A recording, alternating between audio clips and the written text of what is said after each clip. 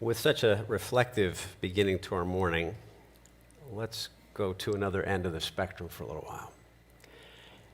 Have you ever played the game among your family or friends that's more of a mental exercise than a traditional game? It goes like this.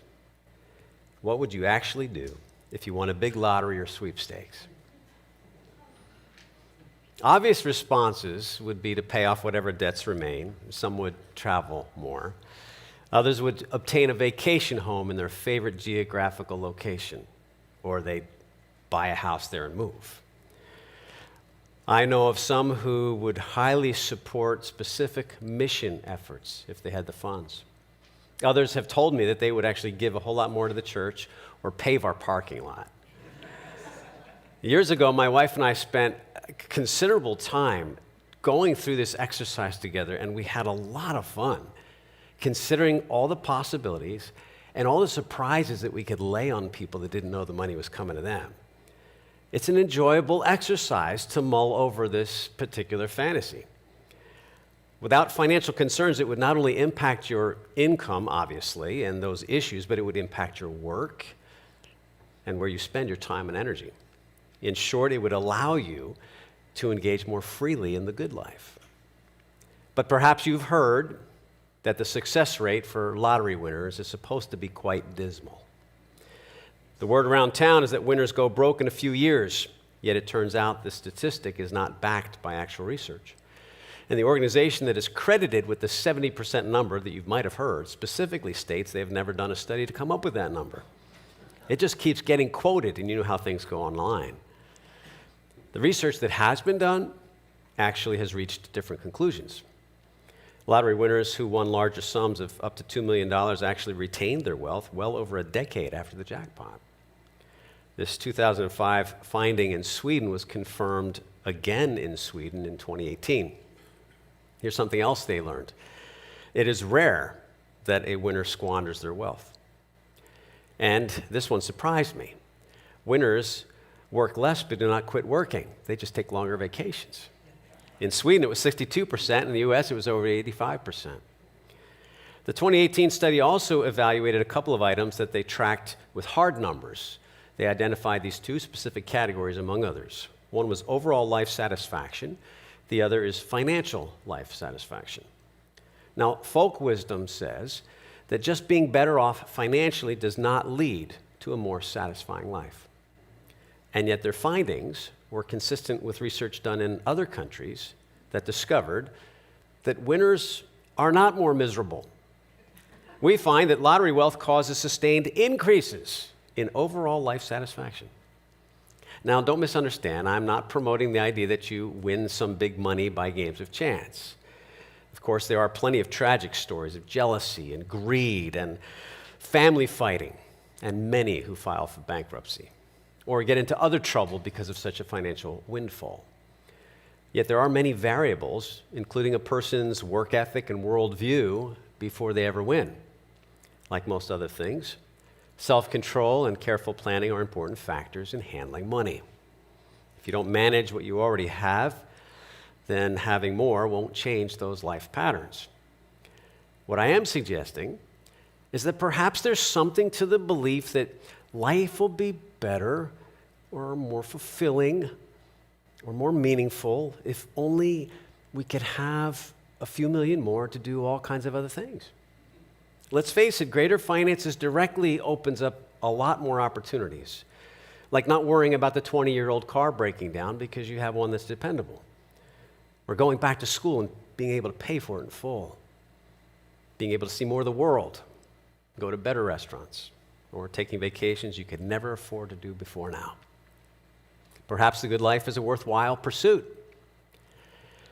Well, this is the beginning point for the writer of Ecclesiastes as he determines to tackle this question head on in the next chapter.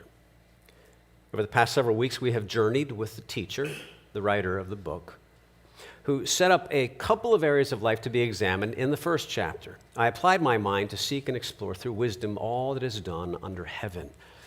This is about our work, our activity, our labor to accomplish things. The second area of examination is a coin with two sides. I applied my mind to know wisdom and knowledge, and madness and folly. Madness and folly cover both silly ideas and the behavior that goes along with those ideas. We can also summarize these 4 descriptions as simply 2, wisdom and foolishness. Now, we're going to return to these repeatedly, even today.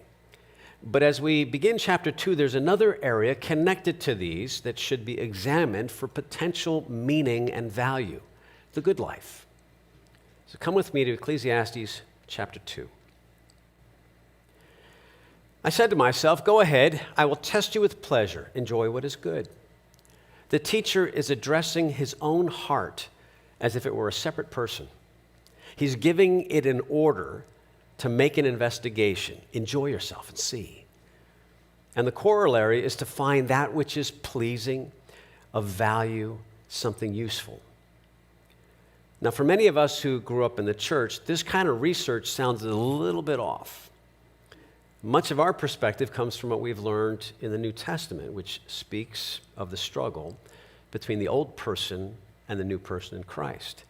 And the descriptions of that former identity are frequently marked by passions, desires, and pleasures.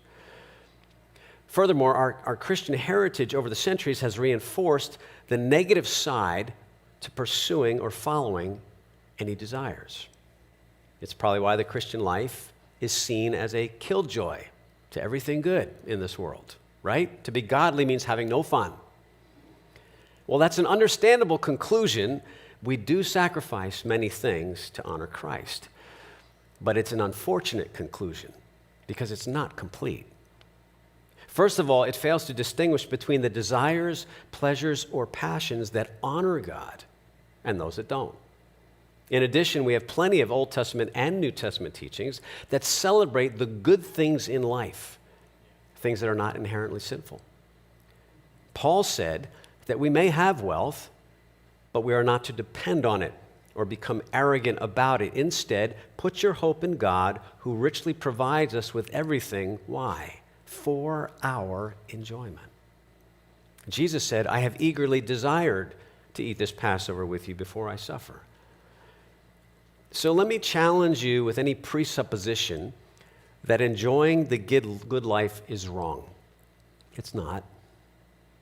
But there is a problem with seeking it as a life goal to discover meaning. The writer of Ecclesiastes will provide evidence to prove it is not. I said to myself, go ahead. I will test you with pleasure, enjoy what is good, but it turned out to be futile. So the teacher gives us his conclusion right up front.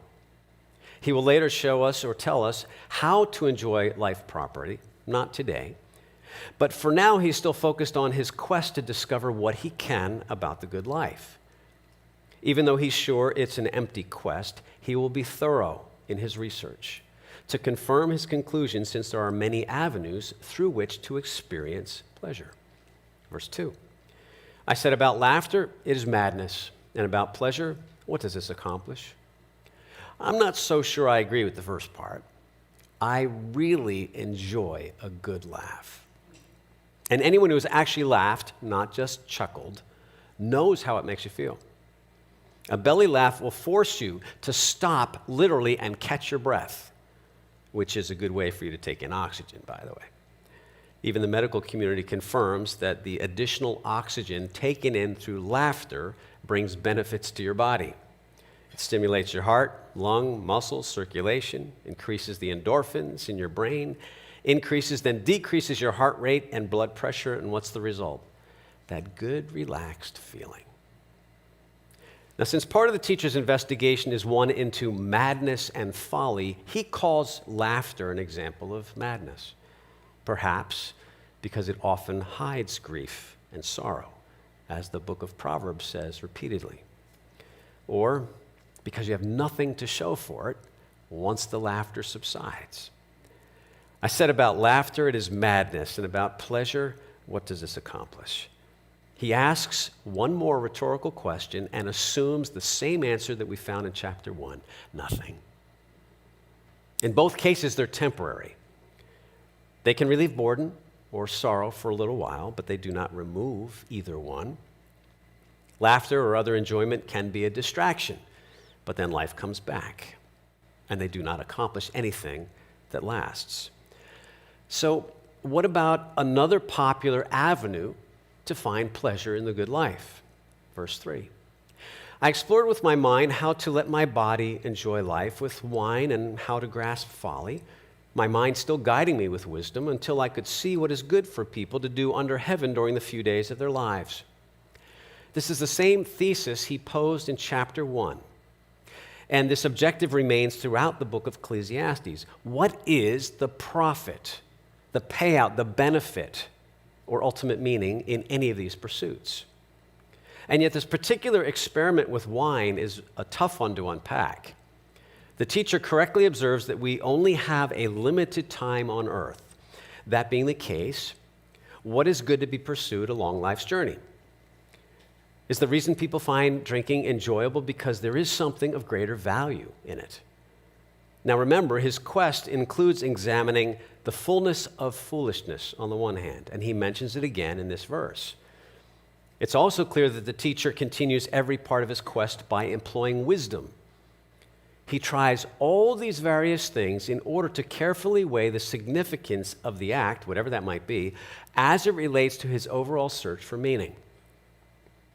So how wisdom and foolishness relate to this kind of pleasure is a real challenge. Both the Old and New Testaments warn us strongly against drunkenness. And yet, wine is also a gift from God in both. He makes the grass grow for the cattle and plants for man to cultivate, bringing forth food from the earth, wine that gladdens the hearts of men. And in speaking of the first miracle of Jesus, the master of the banquet came to the groom and said, "Everyone sets out the fine wine first. Then, after people have had drunk freely, the inferior. But you have kept the fine wine until now." It was a positive thing. The teacher's experiment does not give us the answers we would like to have. He said he would examine folly as much as he would examine wisdom, but he does not directly admit to indulging in foolishness to discover if there was any benefit. So did the teacher simply engage in wine taste testing, like the rich and famous? Or did he research the pleasures of wine in some other way? We're not told. And we're left with the tension.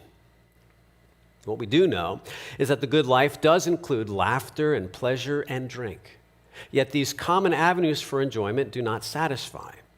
So what about larger pursuits?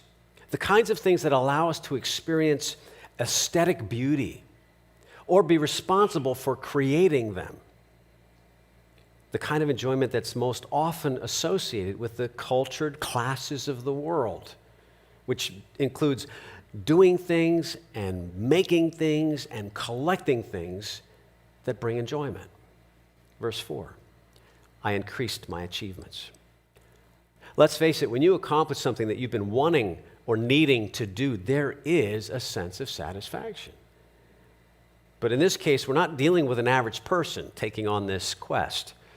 We're dealing with one who had the resources, time, and opportunities that great wealth can afford him to do. What would you actually do if you won a big lottery or a sweepstakes? And you could invest your time and energy and resources wherever you desire to find enjoyment. We're returning again to a key theme of labor and work. In fact, as we go through the next several verses, take a look at how many verbs are used to describe what it means to get something done. I increased my achievements. That's the first one. I built houses and planted vineyards for myself. I made gardens and parks for myself and planted every kind of fruit tree in them. I constructed reservoirs of water for myself, which to irrigate a grove of flourishing trees. Now, as we go through these many examples, you will see the first person emphasis. These projects might have brought additional pleasure to the citizens of the nation of Israel as they observed those projects being put together. But they were for the benefit of the one pursuing those achievements, the teacher. So it's for individual pleasure, not for somebody else. Verse 7, I acquired male and female servants and had slaves who were born in my house. I also owned many herds of cattle and flocks, more than all who were before me in Jerusalem. Think about what you're reading. This is a description of vacation homes and guest houses outside the palace complex. It's a description of an expanding staff to care for all these properties and to manage the farms and orchards, forests, gardens, and parks. I also amassed silver and gold for myself and the treasure of kings and provinces. And here we have the financial resources to accomplish everything in this list. With it, you can build or buy almost anything that makes you happy. I gathered male and female singers for myself. Now, when you combine these verses, what we're looking at are the same things that are considered good and pleasing today. Places where fine art and architecture can be displayed and admired. Quiet locations to simply sit and enjoy the sun going down. To watch through a forest or walk through a forest, on a hike, or simply sit on a park bench and enjoy the variety of nature. And to complete the list, we have beautiful women and many concubines, the delights of men. We don't have to like it, but sensual pleasure is among the places that meaning and satisfaction continue to be pursued in this life. In his case, the teacher had almost an endless variety of women. Verse 9, so I became great and surpassed all who were before me in Jerusalem. My wisdom also remained with me. It may sound like bragging, but even if it is, it's still accurate as a summary of what we know of Solomon. No other monarch since him has created, collected, or acquired the things that he did. And through this avenue of seeking what is beneficial, he mentions once again how wisdom guided him in the process. This repeated emphasis is a good argument against the idea that the teacher is just a hedonistic bum, out to try everything and anything just for the thrill of it.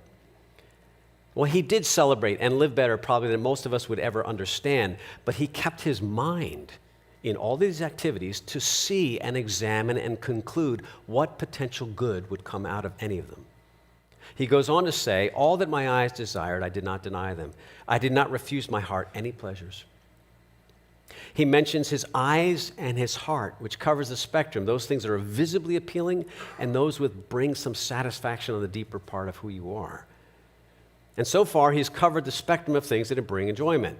Laughter, drink, food, music, architecture, nature, and creating something new that was not there before through his construction projects. And then he says something else that is largely lost in a culture that emphasizes work without much value connected to the work. All that my eyes desired, I did not deny them. I did not refuse my heart any pleasure, for I took pleasure in all my work. This was my reward for all my labor. Among the repeated heartbreaking statements of futility that we have witnessed over the past several weeks, verse 10 provides a positive answer to what does a man gain for his efforts? Pleasure in my work. Now, it's possible to groan under that simplistic answer because way too often the jobs that we have bring little more than a paycheck at the end of the month. We work because we must, in positions we don't care for, and in types of labor that is tedious and empty. It is what it is. But let me challenge you that much of our view of work begins with an attitude. And you're the only one that can alter your perspective before you clock in again for your next shift. I took pleasure in all my work. This was my reward for all my labor. It's a declaration that there is something good found in the effort. In fact, many times after we work and look back, the greater satisfaction was in the process of reaching the goal. Because one of the strange things is that once we accomplish something, the joy of that moment fades very fast. And in this positive statement, we have a preview of something else we'll see several times in the chapters ahead. Because one of the beauties of Ecclesiastes is its realistic take on life. Yes, there is much that is an enigma, that is a vapor, that brings futility. And yet in the moment, there is a reward in the work if we recognize it. All that my eyes desired, I did not deny them. I did not refuse my heart any pleasure, for I took pleasure in all my work. This was my reward for all my labor. So let me encourage you to enjoy it in the moment. Because verse 11 brings us back to the ongoing reality of the rest of life. When I considered all that I had accomplished and what I had labored to achieve, I found everything to be futile and a pursuit of the wind. There was nothing to be gained under the sun. Verse 11 has been described as the morning after the night of enjoyment or achievement. The award ceremony is over. The graduation party is done. The soul-enriching performance is now quiet.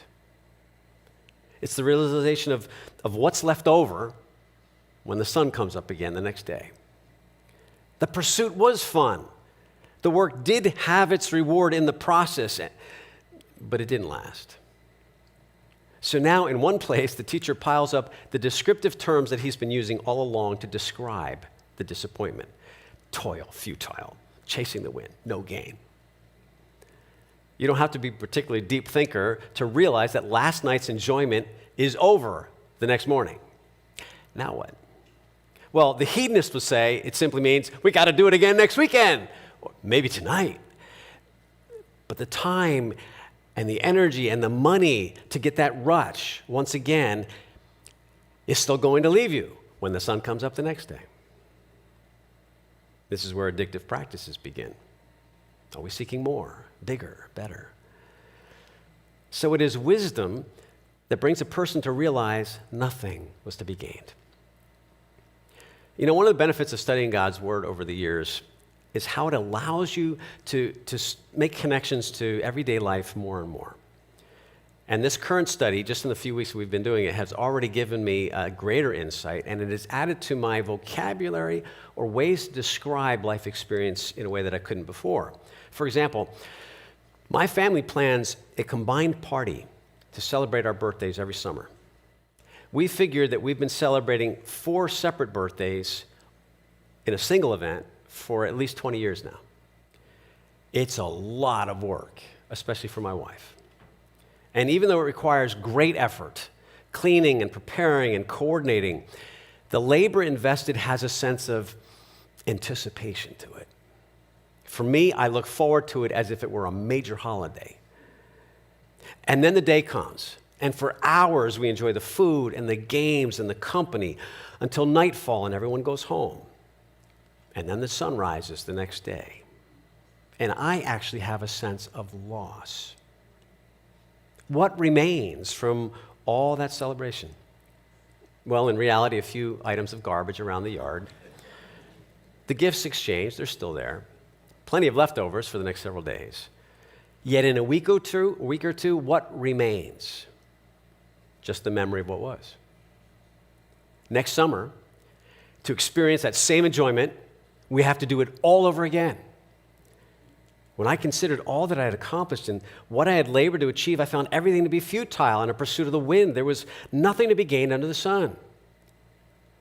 Is it wrong to plan family parties? To put that addition on your house? To look to get a new car? Of course not. What plagues him as the author, what plagues us, is not the absence of temporary meaning. We can find some temporary meaning, but the absence of lasting meaning. Lasting meaning does not come through the pursuit of what we can enjoy on the earth. And so the final evaluation of this first investigation is found in verse 11. It is a chasing after the wind. This is the repeated conclusion, so don't get tired of it. As each area of the good life is examined, they are ultimately all a vapor. Now, with that first part of the investigation completed, the teacher returns to applying wisdom and folly to another question that naturally follows such great accomplishments.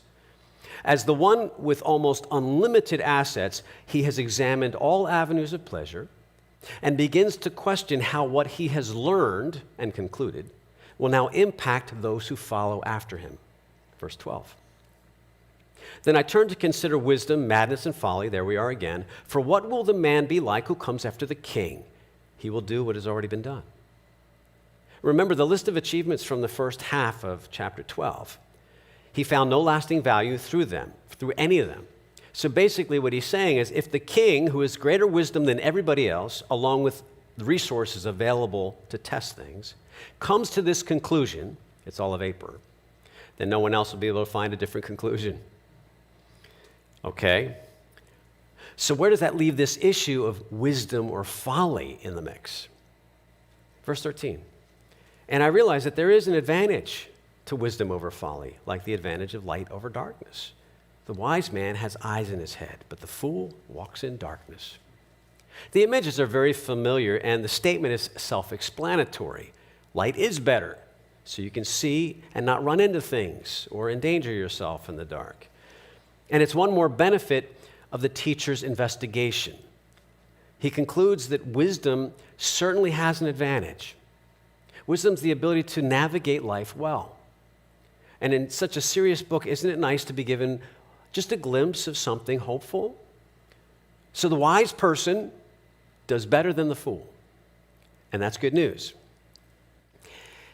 But the teacher thinks about it a little further.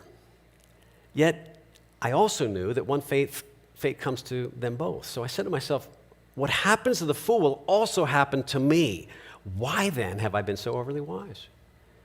We come again to the topic of death. And since we all face it at one point, death is a great equalizer. Now, our understanding of fate, when we see a word like that, typically carries with it the ideas of chance or a lack of God's involvement or concern. But this description is not talking about fate that way. It's not one of randomness or the absence of God. It is what is unexpected from a human point of view. And isn't that a good explanation for the reality of death? As we watch someone literally even take their last breath, we don't know exactly when death comes until it does.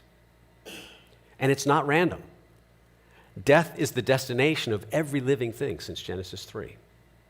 It's just that it doesn't occur when we would want or when we would hope. So he asks himself, if death gets both of us anyway, how has wisdom been an advantage to me? If what happens to the fool will also happen to me, why then have I been overly wise? Now, according to the book of Proverbs, the wise may in fact avoid an early or terrible death through exercising wisdom. So wisdom does offer much to aid this life, but in the end, it cannot provide everything needed.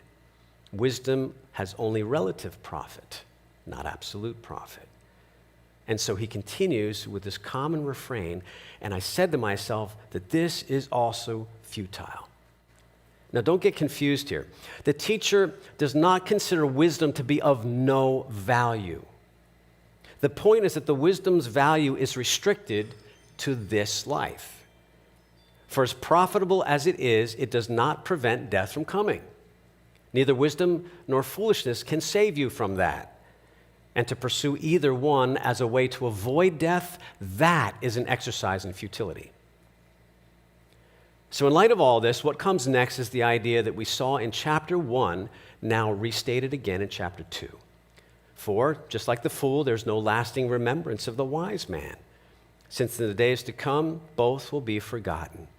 How is it that the wise man dies just like the fool? If you remember from chapter 1, one of the reasons people work so hard is to accomplish something that they can hand down after they're gone, to be remembered by. Now, the teacher has listed amazing resume of accomplishments, and yet, even as great as they are, he realizes that those two, along with him, will be forgotten. Now, in this case, we actually do remember the teacher because this book was written for us. So he's an exception to the rule, basically. But the works he did, can you find them anywhere? He was right about that part. How is it that the wise man dies just like the fool? How do you answer that? If how you live or what you accomplish does not prevent death, why are you working so hard? This is his answer. Verse 17. Therefore, I hated life, because the work that was done under the sun was grievous to me. For everything is futile and a pursuit of the wind. I hate life. Have you ever felt that way after a terrible day? You don't even have to be thinking of anything in particular. It's just that nothing seemed to be adding up or going your way with the effort that you put in from the moment you woke up. The word he uses here, grievous, is the opposite of obtaining something good, which ties us back once again to answer the question that he posed in verse 3. And to try to answer that, the teacher follows the same procedure in his research that he conducted in finding pleasure. So let me walk through the outlines with you. He started in verse 1 with the focus of the first part of the investigation, the good life. He offers his initial conclusion. It is futile. But then he dives in to do the research to support that conclusion as he engages in laughter and celebrations, building projects, vineyards, gardens, parks, orchards, forests, expanding staff, musical concerts, material goods, money, women, prestige. And here's something interesting that comes out of reading the verse describing the list. If you go back over those verses again when you go home, some see that as a description of paradise. It is interesting that the activity and the list of things created do in fact parallel a lot of Genesis 1 and 2. The irony is that unlike God's original creation, this man-made creation leaves the teacher unsatisfied. While he doesn't say it in these words, he is coming to the conclusion that he cannot create heaven on earth. That is a lesson the world refuses to accept right up to the present moment. And yet he does offer an answer to what benefit or gain there might be in seeking enjoyment, delight, and satisfaction.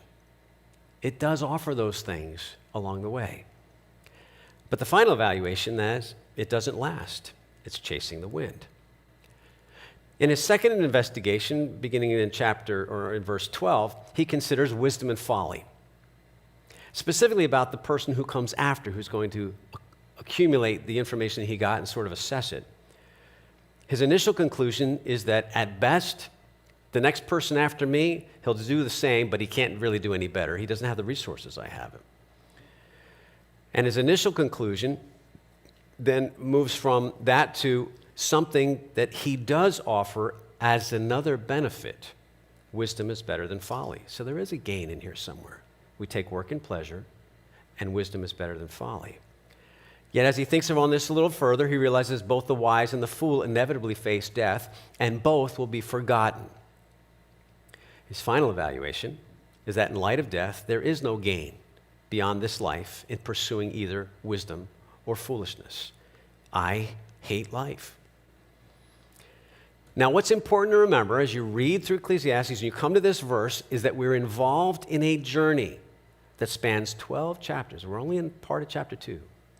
This is not the final conclusion, but another low point along the way of looking for lasting meaning on earth.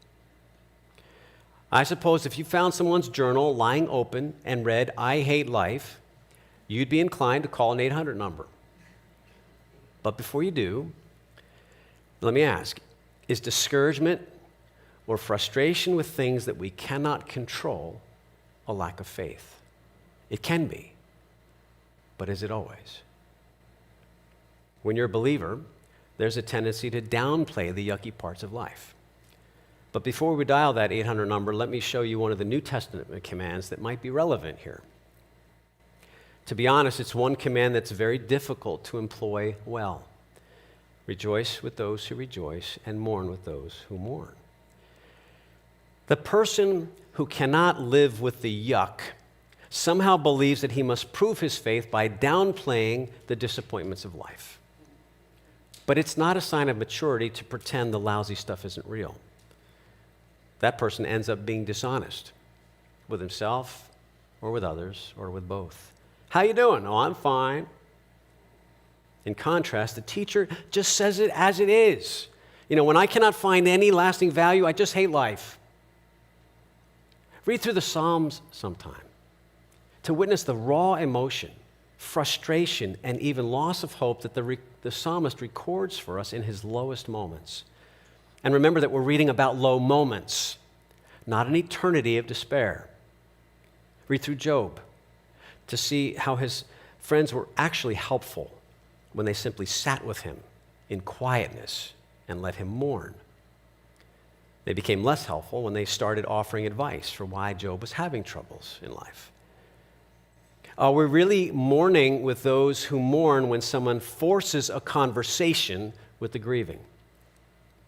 Is it really helpful when someone who is uncomfortable with the uncomfortable begins saying things to break the silence, like, don't be sad, God loves you, just trust in him, everything will be okay? Silence is uncomfortable when a person's hurting and you don't know what to say. But if you cannot just sit quietly, how about at least agreeing with the sorrow for the moment? The situation really is discouraging. I'm here for you as you work through it. Isn't the second option more honest, more compassionate? There is something about coming alongside another person with empathy and allowing them the time to process the things they're going through. So let the teacher have his moment. Anyone who has been sad or laughed more than once in life realizes that both will pass in time. It certainly can be fun to dream about what might be accomplished if you had all the resources that we've read about. And yet, for all those nice things, the deeper question that this section raises for us is this: if you do have it all and can experience more of the good life, is life fundamentally better? Is it more meaningful? The teacher is telling us no. The enjoyment will dissipate, even though we wish that were not the case. The good news is the grief will not remain forever either. Father, thank you for giving us this very earthy reflection of some of our days where we just hate life. Father, thank you that they are moments and not defining periods of time that take us from other things that are good. Father, as we go through this life, we will continue to go back and forth between that which is futile and that which has benefit. And I pray, Father, that you allow us to hold on to those moments that do bring joy and pleasure and smiles and laughter. That we allow us to enjoy the things that we accomplish, the things that we get to see, the music and the beauty of the world that we get to take in. And for those moments, allow us to remember you. And when the moments pass and something less profitable comes in their place, give us the ability to trust you in that as well. Help us to be people who can accept life as you've given it to us without doubting the one who has given it. Father, increase our faith in you and allow us to find joy in the week ahead in some of the smallest things that you provide for us for our enjoyment. Amen.